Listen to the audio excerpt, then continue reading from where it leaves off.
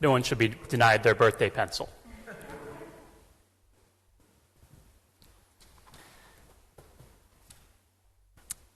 In 2008, in the waning days of the presidential election, Senator John McCain, of blessed memory, held a rally in Minnesota. He was taking questions from attendees when a woman came to the microphone, dressed in red McCain-Palin garb, and she began to restate a conspiracy theory that had been circulating, and quite frankly still circulates, that candidate Barack Obama is not American. I can't trust Obama, she says. I've read about him. He's an Arab. At that point, she was presumably about to continue the racist theory that not only is Obama not American, but he's a terrorist. Senator McCain cut the woman off. He took the microphone from her, said, "No, ma'am.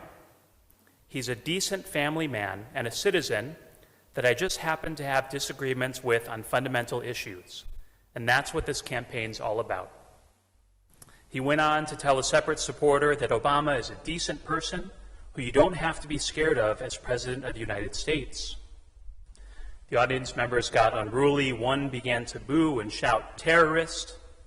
And McCain responded saying, "I want to fight and I will fight, but I will be respectful. I admire Senator Obama and his accomplishments, and I will respect him." President Obama, for his part, called McCain a person of classic integrity who puts country before self. The mutual respect between these two public servants continued to grow over time. Even though I remember watching this and witnessing this, doesn't it sound like a fairy tale? Doesn't it sound like something happened in a past life? Fortunately, we have YouTube. You can go watch these things and remind yourself that there was once a time of political decency. Not that politics was ever a cakewalk. So often we look back at, quote, the good old days. We realize they weren't actually as good as our idealized version of them. In fact, if we go far back enough, or just buy a ticket to see Hamilton next time it's at the Sanger, we know that political differences could end up in one politician shooting another one.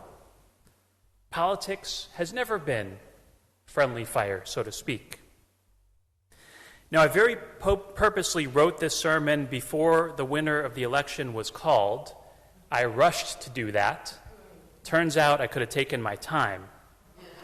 But this is because, regardless of who our next president is, our responsibility as Jews, as members of our community, and as citizens of this country is clear. We must allow our Jewish values to influence our expectations of our political leaders. While I think there are some issues that have more Jewish textual basis than others, Judaism can generally support any political position. And if you don't believe me, visit the American Jewish Archives and look up sermons from rabbis during the Civil War. Look up sermons from rabbis during the Civil Rights Movement. You will find rabbis in the North using the Torah to condemn slavery. You will find rabbis in the South using the Torah to defend slavery. The Torah takes whatever side you need it to take in many political positions. However, leadership in Judaism is so very sacred. Throughout the Bible and the Talmud, our leaders face tests and scrutiny from their people as well as from God above. The Talmud holds amazingly high standards for how government officials behave and act. We must do the same. We must look to our texts, study our ancestors and what they demanded of whomever represents them, and apply it to our leaders today. Our president should be held to the same standards as us, as rabbis, as our lay leaders, as our teachers in our schools. The indisputable fact of our tradition is that no matter the scope and scale, leadership is sacred, and leaders are held to the highest possible standard. Consider Moses. Moses is considered the greatest leader in our history.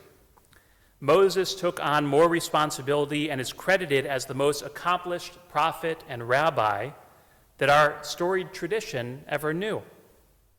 He was selected by God above to be the voice that confronts Pharaoh. He was charged to lift up his staff and perform God's wonders. He was given the sacred task of receiving the Torah at the top of Mount Sinai, the most sacred object in our history, and delivering it faithfully to God's people. No leader in our tradition does more for his people than Moses. Contrast that to the Hebrews who followed Moses. They complained, they questioned, they kvetched, they lost faith. They asked to be allowed to return to slavery in Egypt because the way in the desert was too hard. When Moses was at the top of Mount Sinai for 40 days and 40 nights in our tradition without food or water, living sustained on God's presence alone, the Hebrews were at the foot of the mountain. They weren't soaking in the divine presence that the mountain was giving off. They weren't giving thanks or praise for the redemption from Egypt they had been granted. They were collecting gold, they were melting it, and building the golden calf, the single greatest communal sin in our history. As our time in the desert progresses, Moses finds himself tested time after time. One particular test came at a tense moment as the people were complaining about being hungry and thirsty, as Moses was mourning the death of his sister. The people were asking for water. God commanded Moses to speak to the rock and produce water from it. In perhaps a moment of frustration, and even while in mourning, God strikes the rock, not once but twice, until water comes out. For this mistake, for striking the rock instead of speaking to it, God does not permit Moses to enter into the promised land. Whereas the people who complained time and time again, the people who lost faith, the people who built the golden calf, were given no such sentence. Just Moses, who after all he had sacrificed, made a mistake in the moment of frustration, during a stressful moment, he is given the harshest of decrees. On the surface, it doesn't seem fair. Certainly Moses, for all he had done, had earned himself some compassion. But God's wisdom prevails, and our tradition's attitude toward leadership is clear. Our rabbis go on to explain that this simple act of striking the rock instead of speaking to it is demonstrative of the type of leadership that Moses might then exhibit. Rashi explains, if a leader's influence on the community is achieved through harsh words of rebuke, then his relationship with the environment is likewise. He will have to forcefully impose his will on it to get it to serve his people's needs and their mission in life. If, however, he influences his community by lovingly uplifting them to a higher place, so that they on their own will desire to improve themselves, the world will likewise willingly yield its resources to the furtherance of his goals. Ranked number 2 on our historical great leaders, maybe even 1A, is King David. You know King David from being a youth. He was the scrawny young redhead who took his sling and defeated the mighty Goliath. He is a battle-tested warrior and a just ruler. He proved his mettle in battle and proved his piety with his faith. We have all spoken words of King David tonight. 150 psalms are attributed to King David. These are timeless poems, songs, and words of praise that are an integral part to our ritual. We sing them, Hinei Matov, Adonai Sifatai, on nights like Shabbat, like tonight, and they give us comfort. The Lord is my shepherd, I shall not want, when we are in mourning. They exemplify all that is great and beautiful in our relationship with God. But King David had one major indiscretion in his life. He fell in love with a woman named Bathsheba, and he sent her husband to the front lines to be killed in battle. In the book of Chronicles, we have a conversation between King David and his trusted prophet Nathan. David seeks Nathan's counsel on whether he should finally construct the temple in Jerusalem. He had established the city of David, Jerusalem, as the capital of Israel, the kingdom of Israel, and he thought now is the time. Nathan agreed with King David. But then God came to Nathan in a prophecy in the night, saying, "Go and tell my servant David, this is what God says. You are not the one to build me a house to dwell in." Despite all the accomplishments of King David, because of his mistake, he was not permitted to be the one who establishes the house of God. Our sacred texts not only give us examples of how fallible our leaders are, but give us the guidelines for what makes a great leader. Pirkei Avot has a list of leadership qualities. Say little and do much. Greet all persons with a cheerful countenance. Do not separate yourself from the suffering of your community. He whose deeds exceed his wisdom will endure. He whose wisdom exceeds his deeds, his wisdom will not. Let a person be exceedingly humble, for the end of mortal man is but worms. Do not aspire after grandeur, and do not be covetous for honor. Simply put, in our 3,000 years of recorded history, we have learned what makes a good leader. Our Jewish values don't necessarily dictate to which political party we belong. They don't always tell us how we should feel about certain issues, though they can be a guide. But they do, without question, tell us what to expect from our leaders.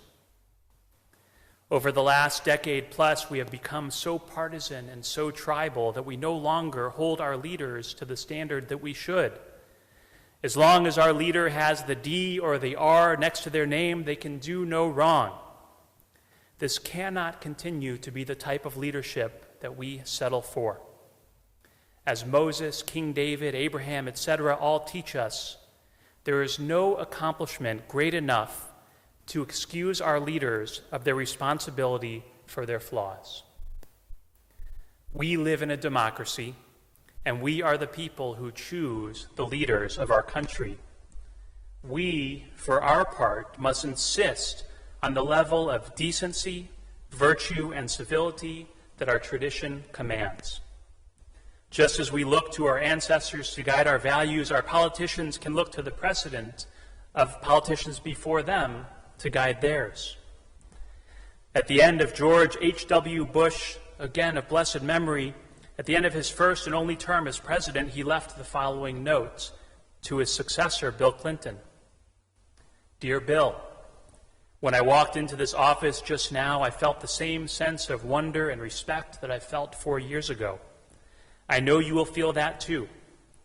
I wish you great happiness here. I never felt the loneliness some presidents have described. There will be very tough times, made even more difficult by criticism you may not think is fair. I'm not a very good one to give advice, but just don't let the critics discourage you or push you off course. You will be our president when you read this note. I wish you well. I wish your family well. Your success now is our country's success. I am rooting hard for you. Good luck, George. Like I said, the good old days weren't always good, but our nation has constantly progressed in a positive direction throughout its history. Decency, however, is a timeless virtue. It is something we expect out of every individual. We don't ask everyone to agree with us. We don't have to support everyone who holds leadership roles. But every person who has the honor and blessing to be considered a leader should endlessly strive for the respect of their constituents. It is my sincere hope that whoever is declared the winner of this election recognizes the dangerous path that we are on. The days of demonizing our political rivals must end. We must no longer be willing to tolerate behavior in our leaders that we wouldn't accept from our children. We must return to a time when we can allow our kids to watch presidential speeches without fear of hearing inappropriate language. Each candidate is capable of achieving this level of decency, and I know this because every individual in the world has the capacity for decency within them. We, as the voters, in keeping with the sacredness of our tradition, must insist on it at every level of leadership. I'd like to conclude with a prayer from our Siddur, page 258. This is the prayer for our country. I believe all prayer is beneficial, but when we recite this one, let it be a reminder to us that no matter which candidate we voted for, we are all Americans. We are all on the same team. We all benefit from the success and well-being of every person in our community. And we read together in the middle of the page. Thus says Adonai, this is what I desire, to unlock the fetters of wickedness and untie the cords of lawlessness, to let the oppressed go free, to break off every yoke. Share your bread with the hungry and take the wretched poor into your home. When you see the naked, give clothing, and do not ignore your own kin. If you banish the yoke from your midst, the menacing hand, the evil speech, if you offer compassion to the hungry and satisfy the famished creature, then your light shall shine in darkness. O guardian of life and liberty, may our nation always merit your protection. Teach us to give thanks for what we have by sharing it with those who are in need. Keep our eyes open to the wonders of creation and alert to the care of the earth. May we never be lazy in the work of peace. May we honor those who have died in defense of our ideals. Grant our leaders wisdom and forbearance. May they govern with justice and compassion. Help us all to appreciate one another and to respect the many ways that we may serve you. May our homes be safe from affliction and strife. May our country be sound in body and spirit, and let us say, Amen. I have a couple quick announcements. Tomorrow morning, 9:15, we'll have our